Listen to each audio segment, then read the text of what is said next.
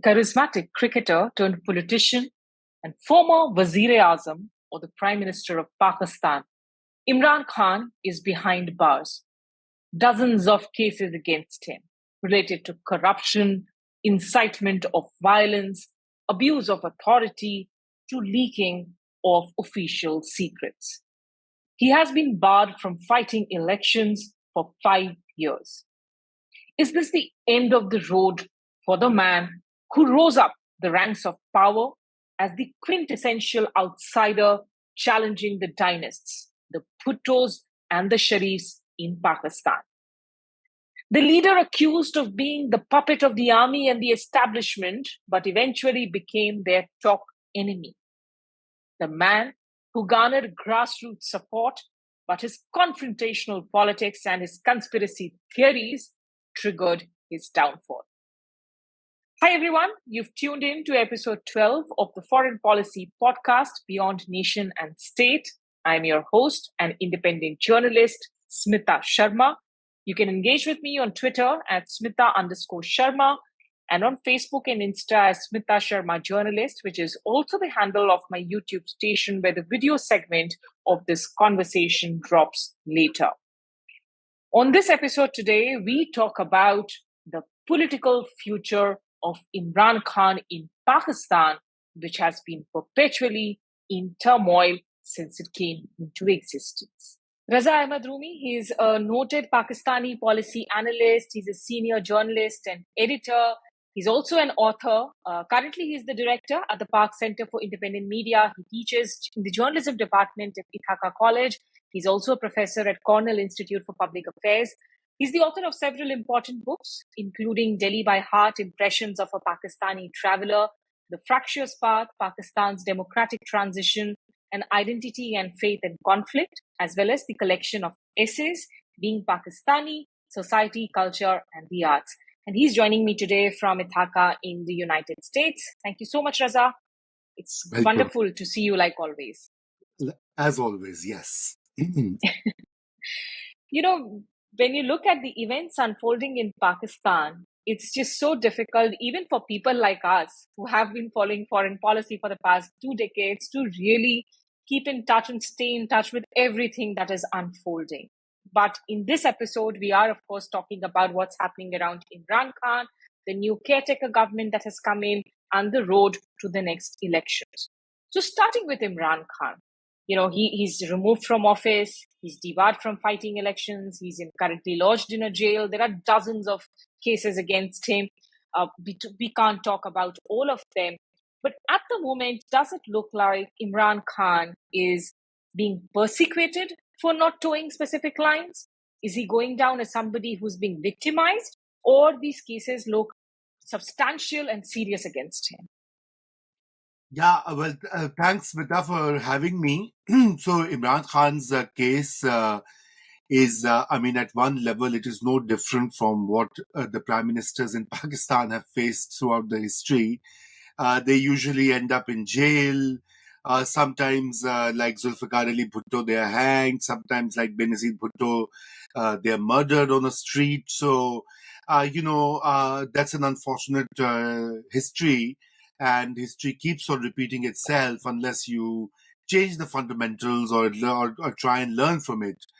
So that's one particular level of understanding what Imran Khan's plight. But the other level to understand is also, again, not too different from histories, is that Mr. Imran Khan was supported by the Pakistani military establishment for years and years, and then brought into power through their intervention, and then at some point they fell out. Again, a familiar story in Pakistani history. Yes. And now they're at loggerheads, and they're at loggerheads in a very serious and direct way, and therefore it is the military establishment which once again has found partners and supporters from the political class to take on their political rival.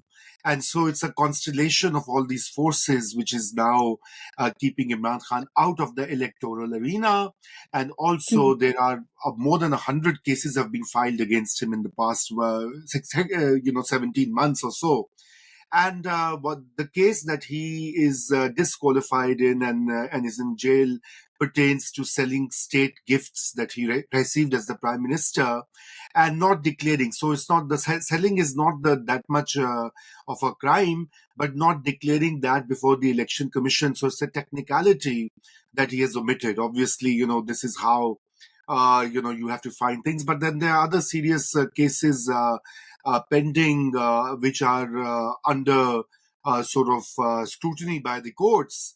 And they are likely to either keep him out of the electoral politics or even keep him in jail for quite some time. So it is looking like a post Imran Khan political landscape. But obviously, when you do this, you create further instability, as we have seen in the past when Nawaz Sharif underwent the same fate, and other prime ministers and politicians have gone. So, Imran Khan's party is popular. Imran Khan has a large support base, and his supporters are very active on social media. Particularly those who are overseas, millions of Pakistanis, like millions of Indians, work overseas, live in other countries. And they are now sort of pushing an agenda for Imran Khan's release, for him to get a fair treatment by the courts, etc. So, in the short term, perhaps the establishment will manage things. But I guess in the longer term, sooner than later, they will have to bring back Imran in the political arena, because it's going to erode the legitimacy of any election or any new political, transformation that occurs in Pakistan. You've touched on a lot of issues that I do want to talk about a little bit more in detail. So starting with the first point, of course, let's rewind a little bit. And you did mention that Imran Khan did face those allegations where he was looked upon as the blue-eyed boy of the establishment. And that's how he became the puppet of the establishment when he was mounted. Basically the establishment helped him win the last elections. But Imran Khan didn't really reach the top overnight. He's worked hard in politics. Yeah. Let's give him that credit. He's also worked on the streets. He's worked at the grassroots level. He's fought it out. So what was the trigger point, or what was the turning point in this change in dynamics between him and the establishment, really? So that's a very good point. I think let me respond to your first part of your question. I think you're absolutely right. He has been in politics for more than 2 decades now. I mean, where he really did great and struggled and did grassroots work was for philanthropic work. So he set up a big cancer hospital in the name of his mother, which is a successful case of a celebrity trying to do good in society. And that's where he gets a lot of his legitimacy and the image he has. And then he set up a university. He's been part of other projects as well. With politics, he was never succeeding or never going ahead because of his inflexible sort of understanding of politics. He wanted to do a solo flight.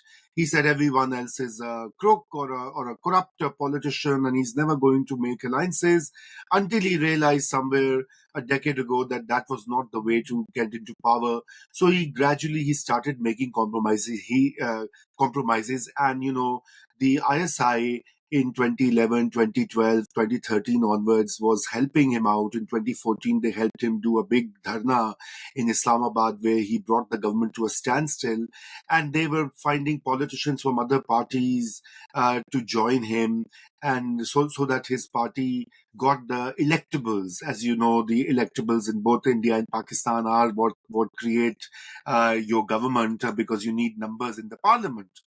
So in a way, he also started compromising on his lofty principles. He started with this purist understanding of politics, and then gradually he became more and more pragmatic.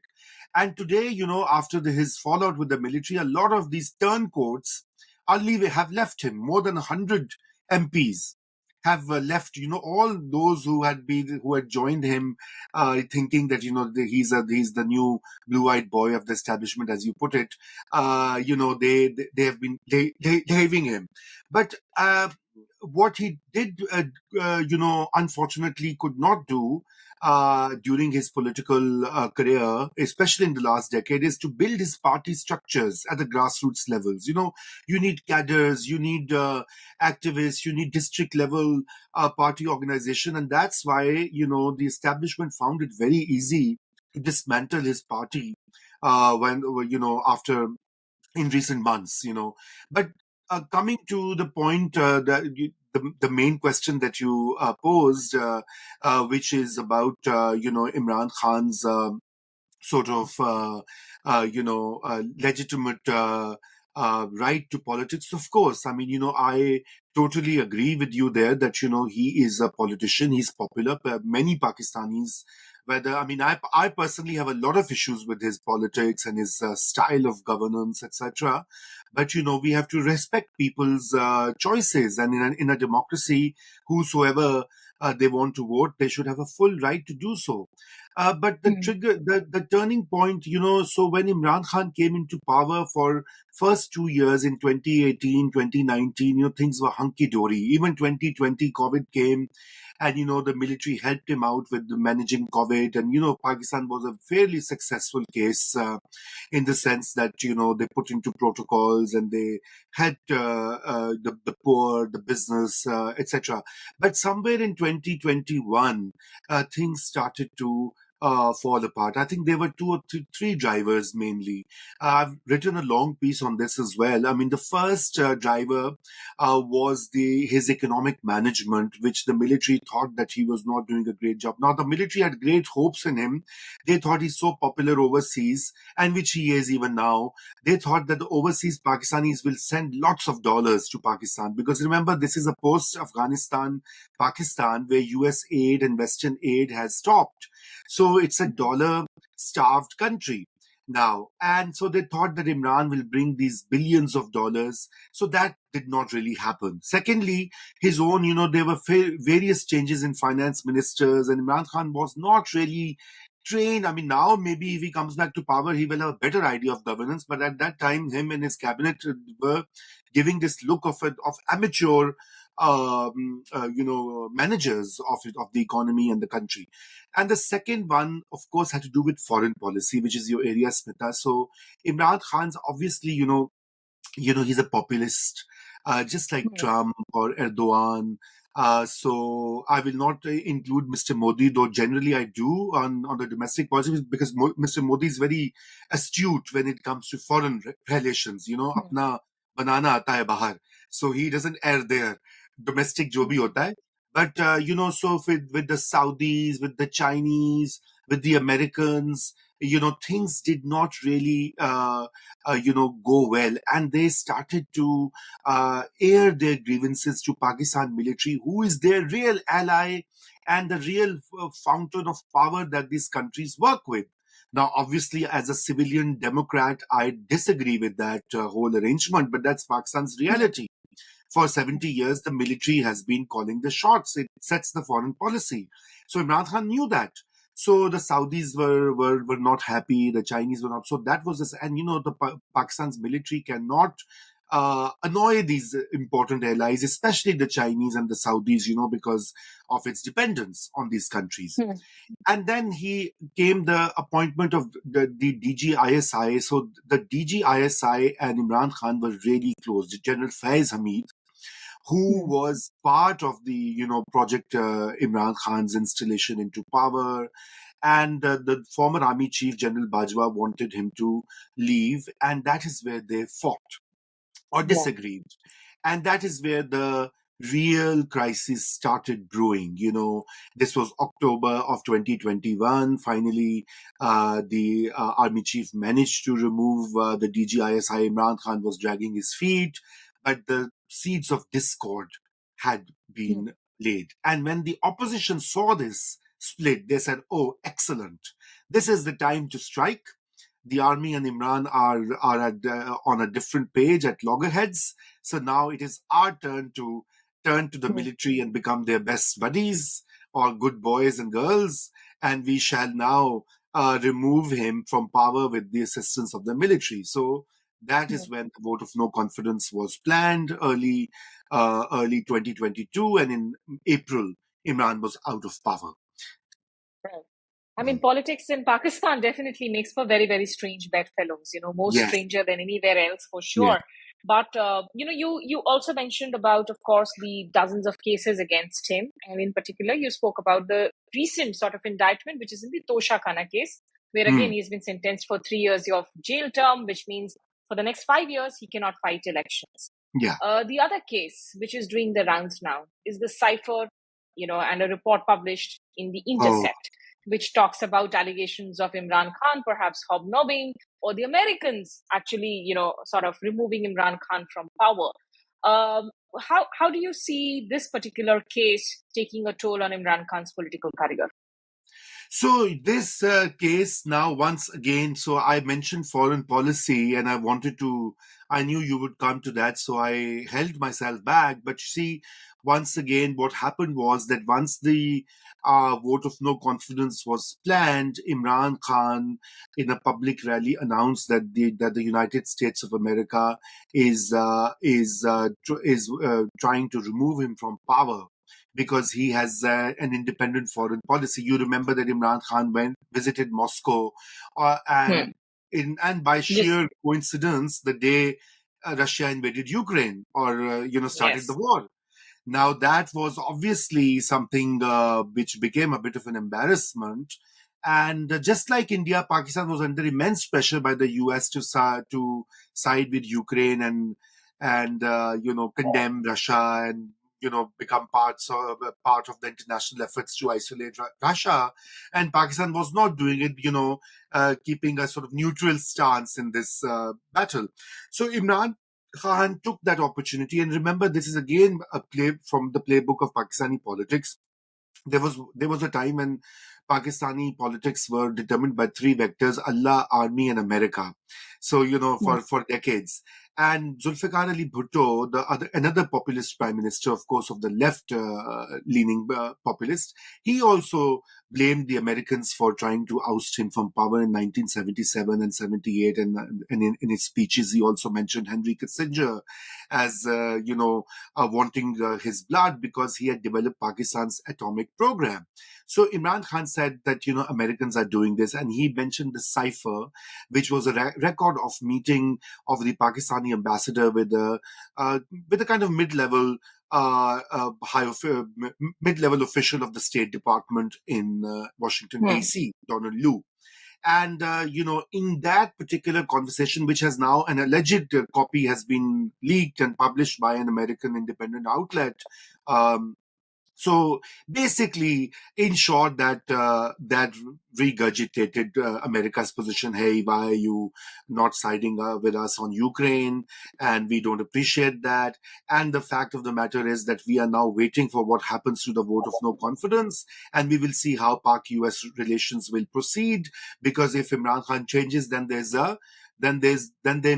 relationship might improve. Otherwise, it's going to be a challenging one. Now, this is somewhat undiplomatic. I totally agree. And I think Imran Khan had a point, his party has a point. But whether it amounts to hatching a conspiracy with the military is of course, an exaggeration. It's a political twist, to say the least. And Hmm. obviously, the ambassador reported that was his job, and he said, let's issue a démarche. So in early March, this cipher was received, and in late March, the démarche was sent to America with a strong note that you can't talk about another sovereign country in this manner. So, but then over the months, Imran Khan changed his position on that. So first he blamed squarely America, wanting to oust him. That brought him a lot of public applause and sympathy. Hey, our independent hero, our populist nationalist leader is being, Hmm. targeted by world superpower. And then later on, he said, no, it was not the Americans, but General Bajwa who was after him. And General Bajwa conspired and told the Americans that Imran Khan has to be removed. And that's how they got involved. Then I think there was a third iteration later, last September or October in 2022, where he said, well, I want to move forward, and it was not the Americans, and because by then he was out of power, he was in thick soup. So now his party is seeking U.S. intervention. They want U.S. to condemn what is happening. They want State Department to issue a. In fact, his party supporters have asked for sanctions and have asked to cut off Pakistan's economic assistance. Again, unprecedented by a mainstream political party. The smaller groups, like the Baloch separatists in Pakistan or the other sort of angry political groups had been saying similar things or writing similar stuff. But for a mainstream large political party to ask for sanctions against the country is somewhat unprecedented, and that has obviously angered the establishment further. So now this cipher case, Imran also admitted in an interview that he had a copy of the cipher which he has lost. Now, as you know, cipher is technically a secret document, though, between us, Smita, I'm just sick of these colonial laws, sedition and Secrets Act. I mean, this is all British imperial legacy that we have. But the outgoing parliament has even strengthened that Official Secrets Act further. And now Imran Khan's second in command, former Foreign Minister Shah Mahmood Qureshi, has been arrested. In that case, Imran Khan has also been booked in a case on cipher, and apparently, as I'm hearing yesterday, I found out that his next arrest has already been implemented in this case. So this is a case which is being saying that official secrets have been violated, and Pakistan's foreign relations have been impacted. So yes, it has been cooked up as a serious case by the country's establishment, in short. Okay, for those of our audiences who are listening in when this episode drops, when Raza refers to yesterday, that would be 20th of August, Sunday. But, Raza, so keeping in mind all that is happening with the graft cases, the Official Secrets Act now in play, the cipher, would you really feel that Imran Khan, you did mention that, of course, eventually they will have to bring him back into the political fold to give some sort of a legitimacy. But in the immediate run, in the next elections, whenever it happens, does it look impossible for Imran Khan to be out and about and be able to participate in those elections? I think it is not something that I'm very happy about, because free and fair election requires all players to have the right to contest election and recourse to the public, vote to public vote. But it seems that Imran Khan will not be allowed to campaign or even participate in the coming election. And the election is now due. It is due in 90 days, but there's a whole debate on delimitation and using the census data. So there may be a delay of further 2 to 3 months. So it is now expected that in February or March 2024, the election will be held. And so in the next 6 months, it looks very unlikely that the establishment is going to change its position. In fact, if anything, the current incumbent army chief, and who has been targeted personally by both Imran Khan and his supporters and his party, I guess it has also turned a little personalized, as it happens, So it's beyond a political institutional conflict. It's also a personal conflict, because now there's again history. The current army chief, General Asim Munir, was Imran Khan's initial DG of ISI. And he served under Imran Khan, and Imran Khan fired him. Now, in the military hierarchy, if a prime minister removes you, it is not seen as a good thing for your career. And why did he fire him? Of course, there are multiple theories. One widely circulated and accepted theory is that the current army chief, when he was the DGISI, he complained to Imran Khan, gave him information that his wife and her associates were indulging in misconduct and financial misconduct in the Punjab province, where allegedly Imran Khan's wife handpicked a chief minister of her choice and installed him. And remember, Punjab is not like Indian Punjab. This is the largest province of Pakistan. It is Pakistan's seat of power, with the military, bureaucracy, the industry largely Hmm. located in this province, a very powerful center in Pakistan. And so when he complained this, Imran Khan got angry and he told General Bajwa, I don't want this general. Now that's one theory. The other theory, which Imran Khan supporters says, it had nothing to do with this particular angle. It had to do something to do with Iran, or the differences between the ISI chief and Imran Khan on the Iran policy or something like that.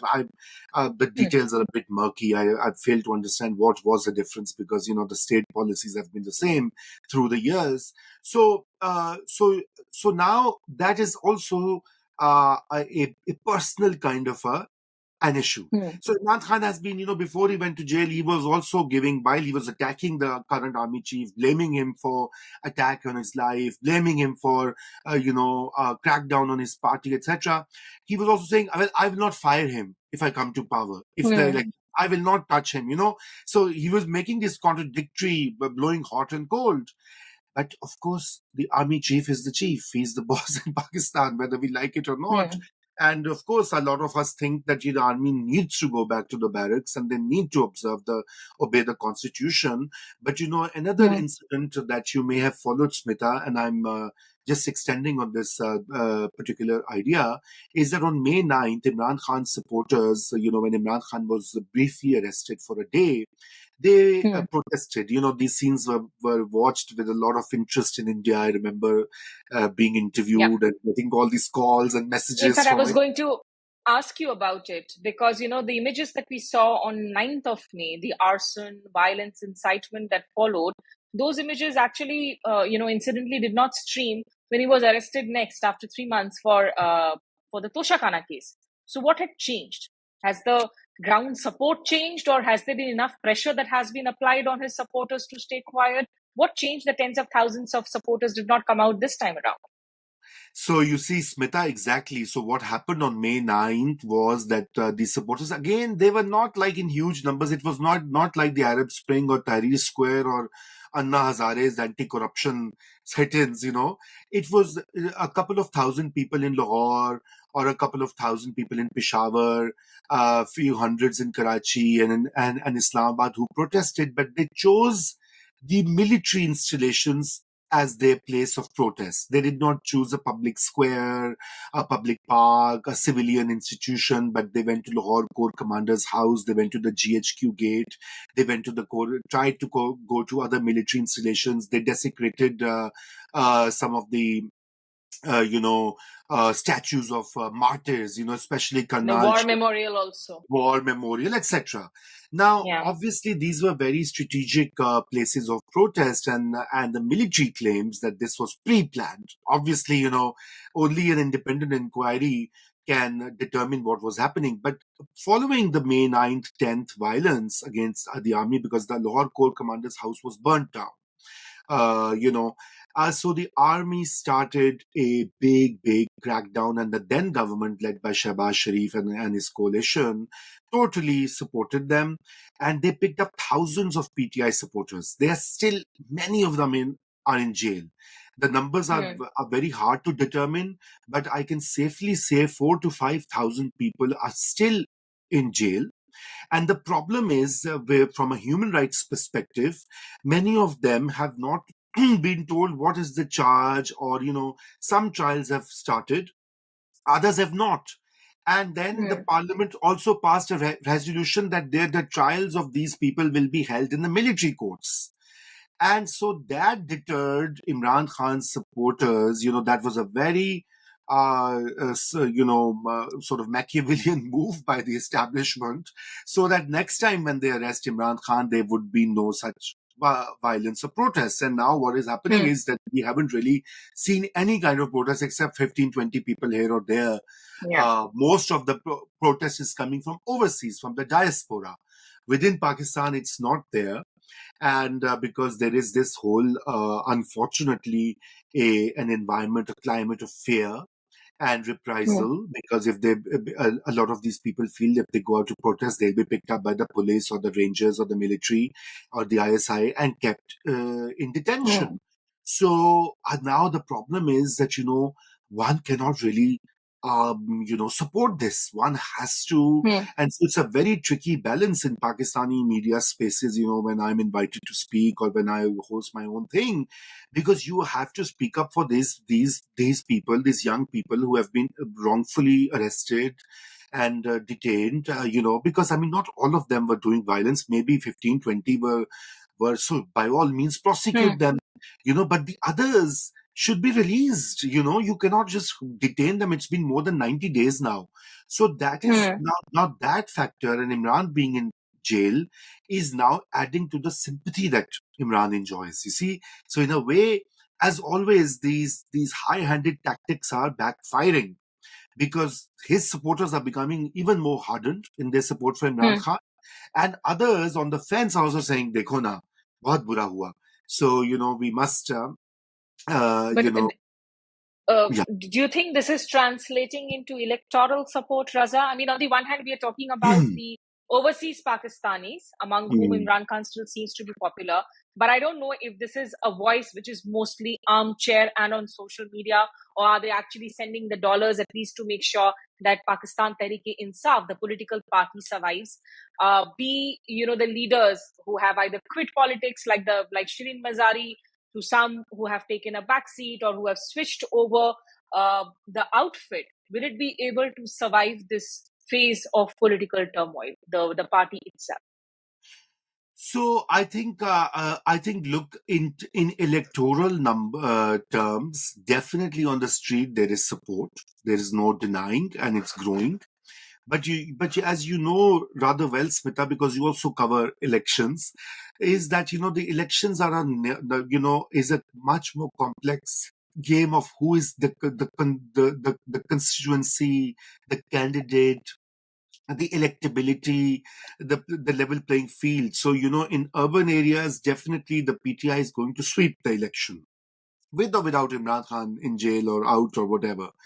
In the rural constituencies, which are still, the majority of constituencies, about 60 to 65% rural, semi-rural, semi-urban, there the electable matters a lot. Who is the candidate?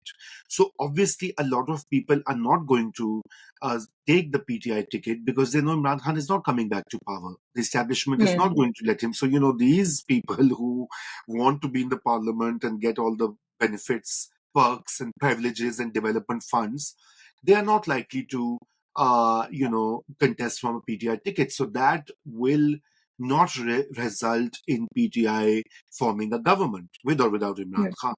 Khan, even though he's popular. So that is and that is also why Imran Khan's rival parties have been supporting the establishment. Hmm. Because they know that the establishment is taking care of our rival, so let them do it. They are the ones Hmm. so their argument is very, very simplistic and crude.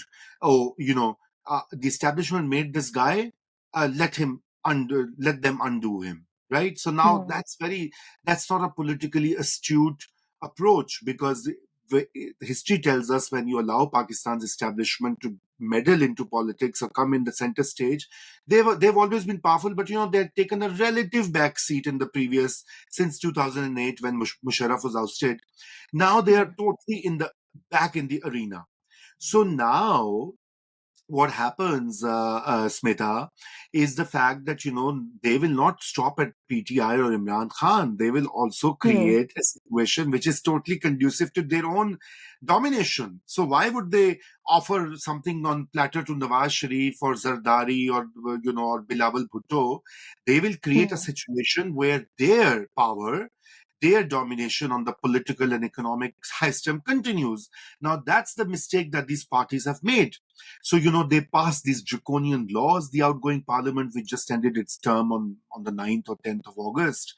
And, they have strengthened the powers of the military. They have allowed the military to have role in the economy, in economic Hmm. management, in agriculture. The system of domination has actually been supported by the other political parties, and that is something, again, a Hmm. very big setback to democracy. in Pakistan. We have now come a full circle where we were in 2008, 2007, and all the work, all the progress, even so it was modest. It wasn't like Pakistan had Hmm. gone into a French or a British democracy, but Pakistan had changed its constitution, devolved powers to the states or provinces, as we call them, and Yeah. many other developments had happened, and now that seems to be reversing very slowly, unfortunately. So that's the real worry for a lot of us. Absolutely. In 2013, I remember being in Pakistan to cover those elections. What fun we had as journalists being on the ground, traveling on buses, trams, and covering the story, where for a change, it was actually all domestic issues. And Imran Khan had suddenly become this force to reckon with. Yes. Uh, but I won't talk about what's happening within the PPP, which is, of course, led by Bilawal Bhutto, or the PMLN led by Nawaz and Shahbaz Sharif. I leave it for another day. But just in the final set of questions, Raza, coming to the caretaker government that's now been put in place, led by the acting Prime Minister Anwarul Haq Kakar. Many of us hadn't heard about it. He's a senator from Balochistan, I believe a student of the National Defense University.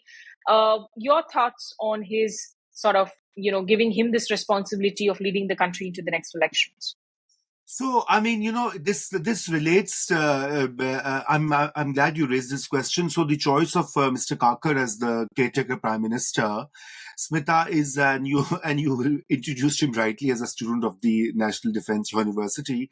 So he's a senator. He's a young guy, younger. Yeah, I mean, not too young, but he has been around for more than a decade, and in Senate and here and there in the public arena. And he is considered to be very close to the Pakistan's military establishment. So his appointment comes as a direct indicator that establishment is actually the caretaker government. This is the front, the civilian front. Of course, his cabinet comprises some good professionals and technocrats for the economy and other areas, which is welcome. Some retired bureaucrats who know the trade of governance, but it's a clear indication that the establishment is calling the shots. It is going to decide when the election are held, who will participate in the election, and because on manipulating the election on polling day has become very difficult in the age of social media. So all of that has to be done in advance. People like Imran being in jail or others being kept out of the arena. So all of that will be executed before the election day to get a sort of a positive result, as General Zia used to call that. Hmm. We will get positive results, which means that the results that the army wants. Hmm. So Mr. Kakar's appointment is like that. I have met him a couple of times on TV shows, etc. I don't know him otherwise, but I think he will basically implement the policies set by the military. Just the final question then, because we've seen the cabinet also shaping up. A lot of interesting names: Murtaza Salangi, senior Mm. journalist editor, coming in as the information broadcasting minister. Jalil Abbas Jilani, a former diplomat, ambassador to US, of course, who was also being contended as the front runner for the caretaker PM. He is coming in as the foreign minister. Is this really a caretaker cabinet, or is this an empowered cabinet with a high probability that it may just well continue as a technocrat government in place for the next many months, beyond, of course, the deadline of elections? So you see, the thing is, Smita, yes, that is something that's a concern we all have. We don't know how long would this government last, though it is being said that its term is going to be just between 3 to 6 months. But obviously, I think it really depends on what the military decides in the coming months, because there's a default position from Pakistan's since Pakistan's inception that elections are not a good thing. So from 1947, it took us so many years to hold our first election in 1970 based on adult franchise, and unfortunately, the results were so polarized that we ended up losing half the country after that election. election. So that's a default position. But the issue is that it's not as easy and simple as it was in the past, because you see there's a very active and strong Supreme Court of Pakistan, which is now getting a new Chief Justice on September the 18th or something like that. And it is likely that he will not allow any undue delay. I mean, him and his brother judges, and I mean, there are two women as well on Supreme Court now.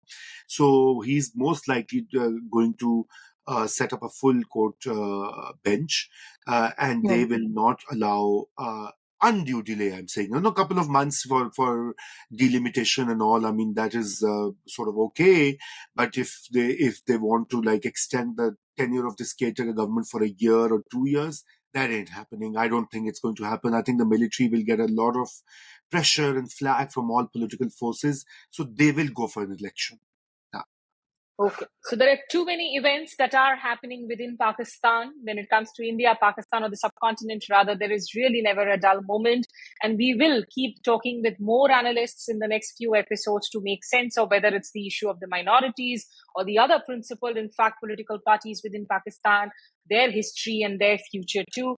But for now, many thanks, Raza Rumi. Appreciate you joining us. Enlightening, like always, to hear you. Thank you so much. Thank you so much for this opportunity.